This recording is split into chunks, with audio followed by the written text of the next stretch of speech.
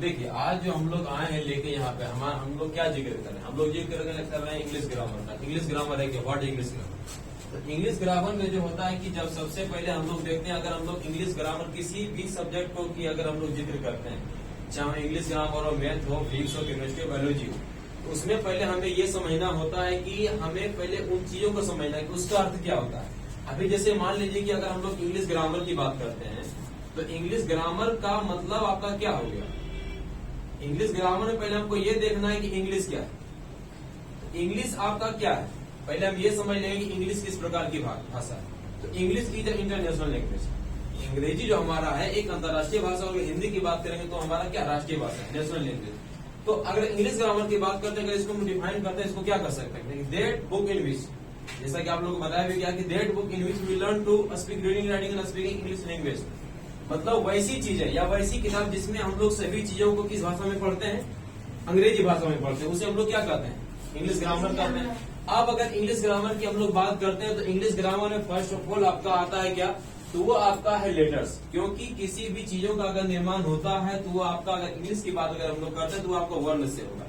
जिस तरह की हिंदी व्याकरण में अगर हम लोग पढ़ते वर्णमाला कहते हैं, किसी भी शब्द का निर्माण होता है तो वर्णों से होता है, उसी तरीके से इंग्लिश की भी वही कहानी है। इंग्लिश में भी किसी भी शब्द का अगर निर्माण होगा तो किससे होगा, लेटर्स से होगा। तो हम लोग पहले जिक्र किसका करते हैं, सबसे पहले लेटर्स का जिक्र करते हैं, क्योंकि कोई भी चीज बनाता है स्टार्टिंग पॉइंट हमारा क्या है, लेटर्स। तो लेटर्स की अगर हम लोग बात करते हैं तो लेटर्स क्या है, how many letters in your English alphabet. मतलब अंग्रेजी अल्फाबेट जो आपका है वर्णमाला, उसमें कितने लेटर्स है, 26 लेटर्स है, 26। जैसा कि मैंने आप लोगों को बताया कि there 26 alphabets in our English grammar.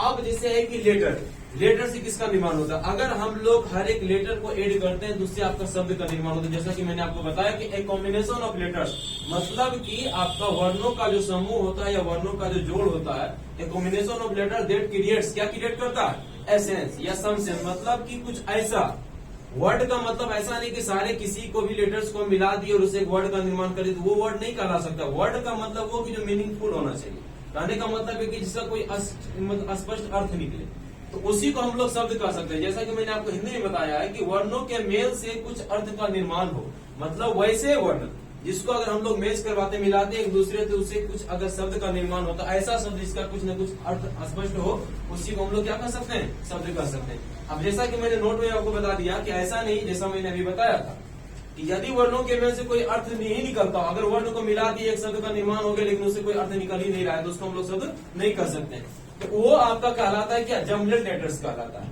जिसमें कि जैसे कि मान लिया मैंने कुछ एग्जांपल भी आपको दे यहाँ पे, जैसे ओजीडी। तो ओजीडी आपका क्या, ओजीडी में हमको ये गौर करना है, ये आपका जमलेट है। इसमें भी क्या है, मैंने लेटर्स को जोड़ा, लेकिन क्या ओजीडी से कोई अर्थ स्पष्ट हो रहा है। अब मुझे इसमें माइंडेड ये करना है कि इसको अगर इसके प्लेस वैल्यू को अगर हम लोग एक्सचेंज करते हैं तो क्या इससे कोई अर्थ स्पष्ट हो रहा है। ओजीडी से अगर हम लोग बनाना चाहें तो जीओडी भी बना सकते हैं या फिर डीओजी भी बना सकते हैं।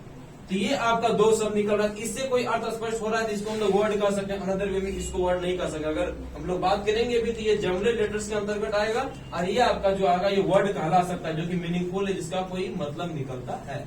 उसी तरीके से मैंने यहाँ पे लिखा LCENIP, इससे कोई अर्थ स्पष्ट हो रहा है, इससे कोई वर्ड बन रहा है, इससे कोई अर्थ स्पष्ट नहीं हो रहा है, लेकिन इससे बन रहा है। इससे क्या बना आपका, पेंसिल। जस्ट लाइक यहाँ पर मैंने ये जो मीनिंग लिखा, इससे मुझे कोई भी अर्थ स्पष्ट नहीं मिल रहा है, ये बस आपका जमलेट लेटर्स कहला सकता है। लेकिन अगर इसी को हम देखते हैं, इसके प्लेस को एक्सचेंज करके, लेटर्स के प्लेस को एक्सचेंज करके बनाते हैं, इससे अर्थ स्पष्ट होता है क्या, इंटेलिजेंट। इंटेलिजेंट का मतलब क्या होता है, तेज होता है। तो इसी तरीके के बहुत सारे आपके आएंगे। अब जैसे कि देखिए, अब ये तो आपका हो गया, बात हो गया कि वर्ड का। अब वर्ड से क्या किसका निर्माण होता है, तो जब बहुत सारे वर्ड को हम लोग जब ऐड करते हैं एक दूसरे में, उससे किसका निर्माण होता है, सेंटेंस का निर्माण होता है। फिर जैसे बहुत सारे सेंटेंस को जब एक दूसरे में मिलाते हैं, जोड़ते हैं, उससे फ्रेज का निर्माण होता है, फ्रेज से फिर आपका गद्यांश का निर्माण होगा, गद्यांश से फिर आपका स्टोरी का निर्माण होगा। तो इसी तरीके से हम लोग काम करते हैं। अब जैसे कि देखिए, ये आपका यहीं तक सीमित नहीं, जस्ट अगर हम लोग एग्जाम्पल को देखते हैं, एग्जाम्पल कहने का मतलब ये है, अभी जैसा कि हम लोगों ने देखा, हम लोग अभी क्या देखे, हम लोग पहले देखे, हम लोग बात कर रहे थे आपका इंग्लिश ग्रामर की।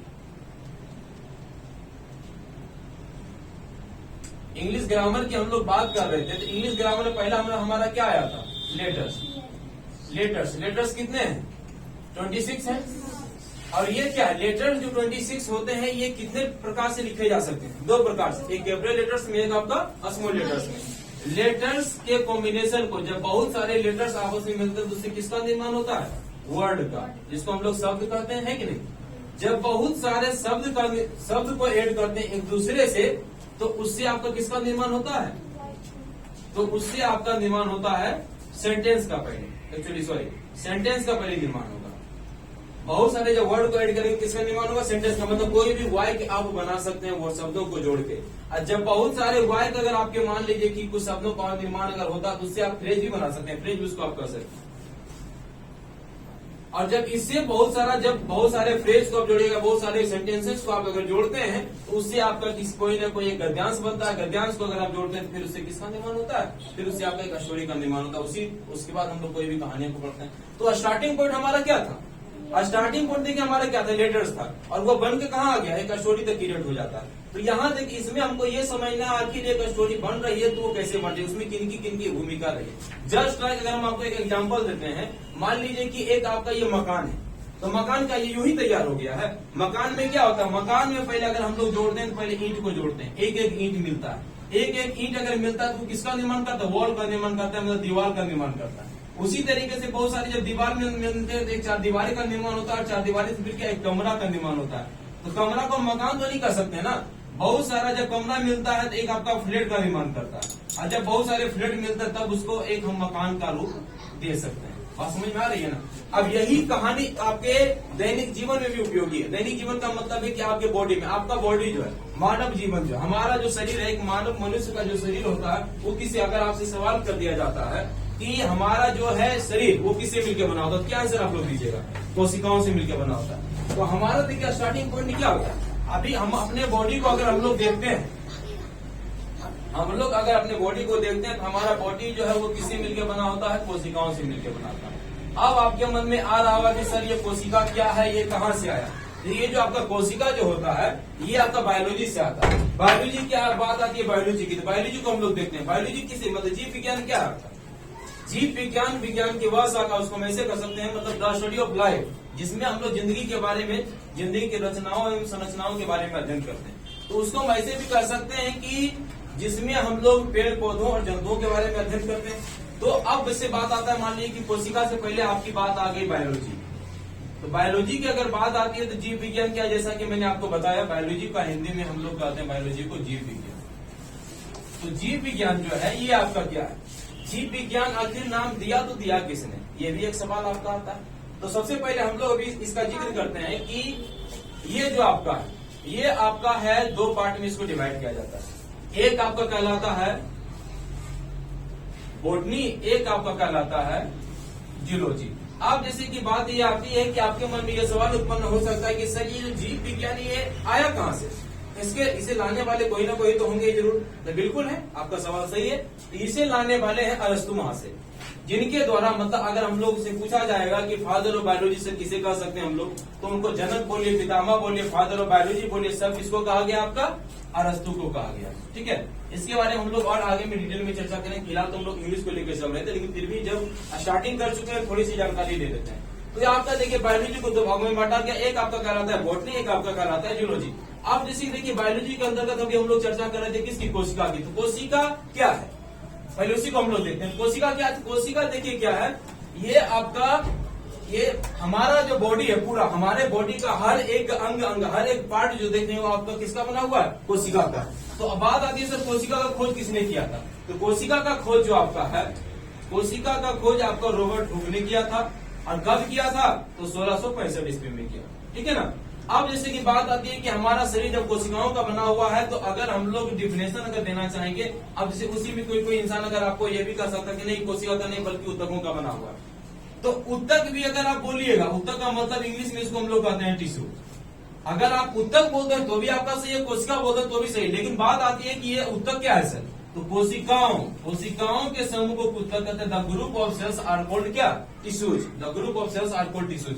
मतलब कि हमारे बॉडी का हर एक पार्ट तो कोशिका का बना हुआ है। लेकिन कोशिकाओं से मिलकर क्या बना हुआ है, ऊतक। ऊतक से मिलकर क्या बना हुआ, ऊतक से हमारा हर एक अंग बना हुआ है। अंगों से मिलकर क्या बनता है, अंगतंत्र का निर्माण होता है। अंगतंत्र, जब बहुत सारे अंगतंत्र, मतलब जैसे कि मान लीजिए अंग का मतलब क्या, हाथ मिल गया, पैर मिल गया, मुंह नाक सब, ये सब अगर मिल जाता है तो ये आपका अंगतंत्र का निर्माण करता है, जिससे आपका निर्माण होता है ह्यूमन बॉडी का, मानव शरीर का निर्माण होता है। तो मानव शरीर का निर्माण में क्या किसकी भूमिका रही, स्टार्टिंग पॉइंट हमारा कहा था, कोशिका से था। कोशिका हो गया, कोशिका से किसका निर्माण हुआ, ऊतक का निर्माण हुआ। ऊतक से किसका निर्माण हुआ, एक अंग का हुआ। अंग से बहुत सारे अंगतंत्रों का निर्माण हुआ। बहुत सारे अंगतंत्र जब आपस में मिलते हैं किसका निर्माण होता है सर, तो आपका निर्माण होता है ह्यूमन बॉडी का, मतलब मानव शरीर का। तो आप देख रहे हैं हमारा ह्यूमन बॉडी जो है, इसमें कितनी ज्यादा, मतलब अगर हम लोगों का जन्म हुआ है तो हम लोगों के निर्माण में कितने चीजों की उपयोगिता रही, ये हमें समझना होगा। उसके बाद अब जैसे कि देखिए बात आती है यहाँ पर, ये तो आपका ऊतक कोशिका हो गया। अब जैसे देखिए इसी की जब चर्चा करें तो हम लोग थोड़ा सा और जिक्र कर लेते हैं डीपली में। जैसे कोशिका क्या है, कोशिका देखिए है कि जब हम बात कर रहे हैं कि हमारे बॉडी का हर एक पार्ट जो कोशिकाओं का बना होता है, जब आप लोग अक्सर देखते हैं कभी कभी चोट आप लोगों को लग जाती है, चोट लगती है, मान लीजिए कि किसी चीज से चोट लग गई, यहाँ से यहाँ तक हमारा पूरा ब्लैक हो गया। तो ब्लैक हो गया, भले आप ऊपर से देख रहे हैं लेकिन अंदर में क्या प्रतिक्रिया हो रही है तो आपको पता नहीं है ना, तो आप जान रहे अंदर में क्या होती है। ये हमारा पूरा बॉडी का हर एक पार्ट जहाँ जहाँ आपकी नजर जा रही हुआ, आपका किससे बना हुआ है, तो कोशिका से बना हुआ। तो क्या होता है जब चोट लगने के बाद होती है, जब मान लिया अगर ऊपर में आपका देख रहे हैं पेन हो रहा है, पेन होने का मतलब कि वहां से वहां तक की कोशिका आपकी मर जाती है।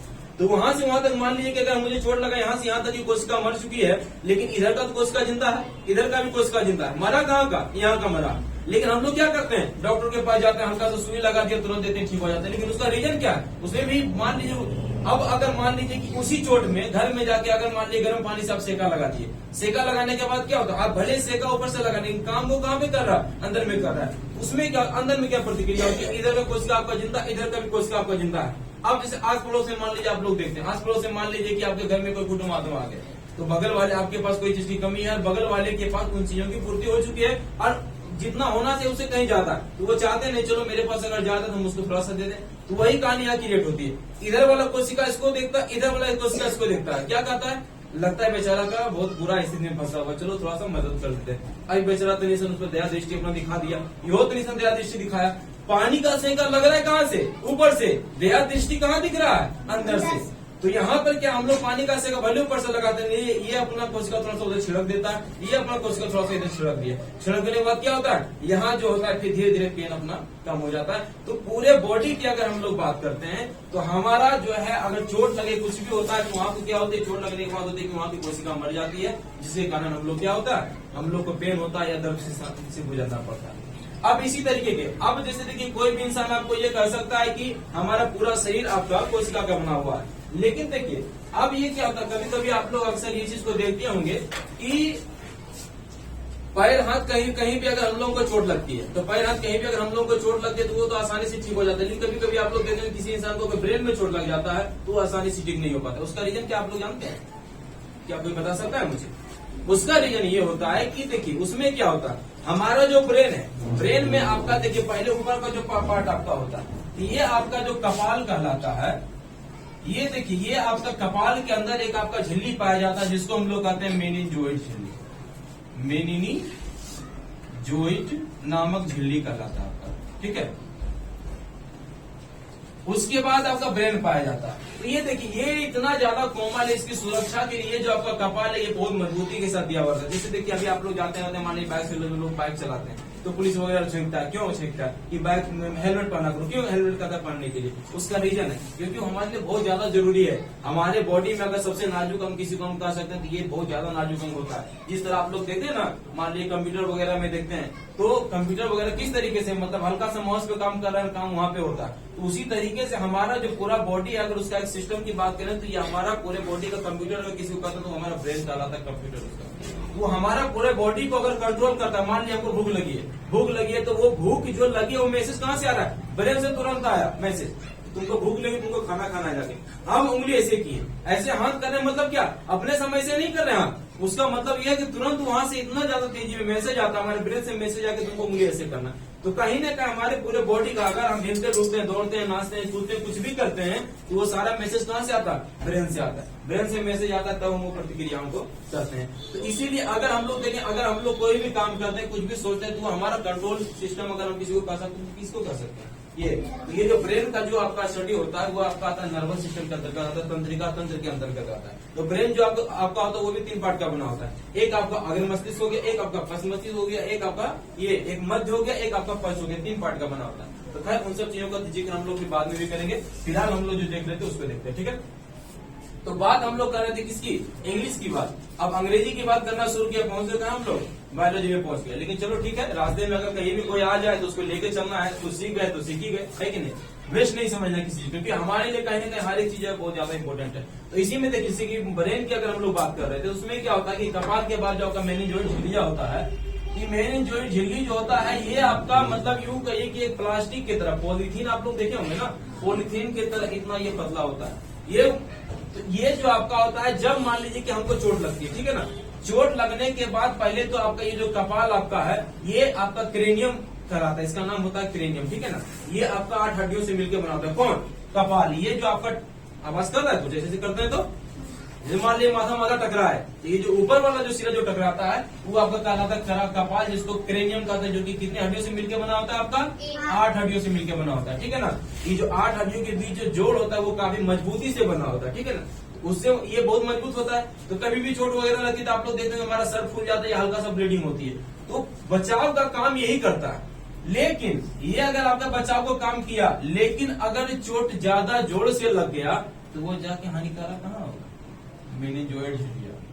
अगर बंदा यहाँ पे पहुंच गया, कहने का मतलब है कि अगर चोट आपका यहाँ तक पहुंच जाता है मेनिंजोइड झिल्ली तक, तब तो बाबू आप बहुत ज्यादा खतरे में आ सकते हैं। ये अगर आपका कंट्रोल कर लिया, ये अगर मेनिंजोइड झिल्ली अगर आपका क्षतिग्रस्त नहीं होता है तो इंसान की जान बचने के चांसेस हो सकते हैं। लेकिन अगर मेनिंजोइड झिल्ली फट गया, खत्म हो गया, क्षतिग्रस्त हो गया, उसके बाद अगर ये आपका ब्रेन के पास टच कर जाता है जाके आगे, इसके पास ब्रेन के पास आगे, तो फिर आपका बचना मुश्किल ही है।